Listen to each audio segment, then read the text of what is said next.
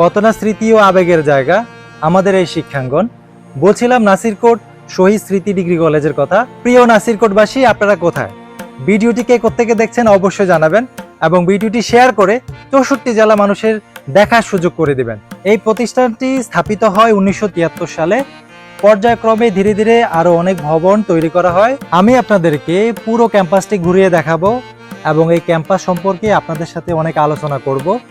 প্রাক্তন শিক্ষার্থী যারা আছেন তাদের অনেক আবেগের জায়গা এই প্রতিষ্ঠানটি। এই কলেজে পড়াশোনা করে বর্তমানে অনেকেই অনেক দূরে অবস্থান করছেন।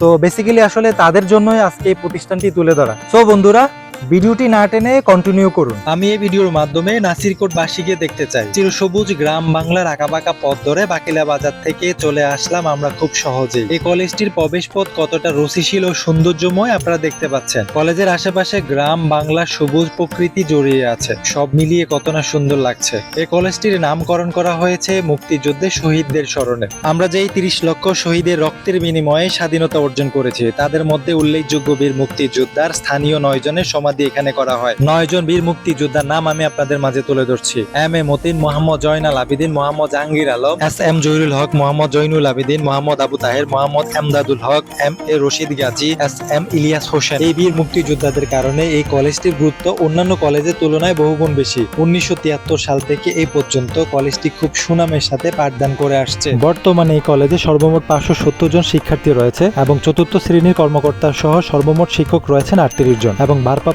প্রিন্সিপালের দায়িত্ব পালন করছেন সম্মানিত অধ্যক্ষ জনাব মোহাম্মদ এরশাদুল্লাহ এবং কলেজের বর্তমান সভাপতির দায়িত্ব পালন করছেন দুর্যোগ ও ত্রাণ মন্ত্রণালয়ের সাবেক সিনিয়র সচিব জনাব ডক্টর মোহাম্মদ শাহ কামাল স্যার। শাহ কামাল স্যারের বিশেষ সুদৃষ্টির কারণে এই কলেজ ও কলেজের আঙিনা অনেক সুন্দর হয়ে উঠেছে। প্রাক্তন শিক্ষার্থী যারা আছেন, আপনাদের সময় কলেজের প্রিন্সিপাল কে ছিলেন ও স্মৃতিময় কিছু ঘটনা এবং আপনার কয়েকজন প্রিয় শিক্ষকের নাম অবশ্যই কমেন্টে লিখে যাবেন এবং আপনি কলেজ থেকে কত সালে পাশ করেছেন এবং বর্তমানে কোন পেশায় নিয়োজিত আছেন তা জানাতে ভুলবেন না কিন্তু। এই ভিডিওর মাধ্যমে আপনি তা প্রকাশের সুবর্ণ সুযোগ পাচ্ছেন। তাছাড়া এই কলেজ সম্পর্কে ভবিষ্যৎ প্রজন্মের জন্য আপনার মূল্যবান মতামত খুবই গুরুত্ব বহন করে। আমার দেখা মতে সবচেয়ে সুন্দর একটি শিক্ষা প্রতিষ্ঠান। খেলাধুলার মাঠ ও বিনোদনের জন্য কোনো ঘাটতি নেই এই কলেজটিতে। আপনারা দেখতে পাচ্ছেন কত সুন্দর মার্জিত মনোরম পরিবেশে এই কলেজটির অবস্থান। এছাড়াও নাসিরকোটবাসীর আরো একটি গর্বের বিষয় হলো এই কলেজটির আঙিনায় বহুমুখী ঘূর্ণিঝড় আশ্রয় কেন্দ্র স্থাপন করা হয়, যা এই অঞ্চলের মানুষের স্বস্তির কারণ। যে যেখান থেকে দেখছেন এই সুন্দর প্রতিষ্ঠানটি শেয়ার করে 64 জেলা মানুষের দেখার সুযোগ করে দিবেন দয়া করে এবং আমার এই অনন্ত রহমান পেজে নতুন হলে পেজটি অবশ্যই ফলো দিয়ে দিবেন সঙ্গে থাকার জন্য এবং ডিয়ার চাঁদপুর চ্যানেলটি সাবস্ক্রাইব করে নেবেন। ছাত্র ছাত্রীদের বিনোদনের জন্য কলেজটির পশ্চিমে দিঘির পারে খুব সুন্দর করে পার্কের মতো করে সাজানো হয়েছে, যে সৌন্দর্য